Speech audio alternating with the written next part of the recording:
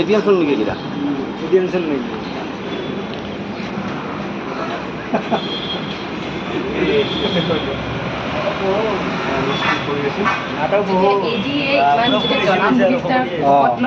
আমি এনেকে এটিএমত সোমাওঁ এচি ল'ব ঐ এটিএমৰ ভিতৰত কি কৰি আছে আপুনি এচি ল'ব আহিছোঁ গাড়ীত এচি নাই অফিচ ৰুমত এচি নাই ৰুমত এচি নাই সেইকাৰণে এটিএমৰ জীৱনটোতে এচি নাই 17,000 ফিজটো খালি অনলি 17,000 টকা দি দিছে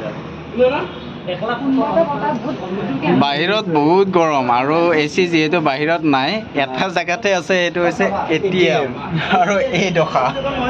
এতিয়া আমি 1 কোটি টকা হ'লে আমি আপোনালোকে নাচাব দেই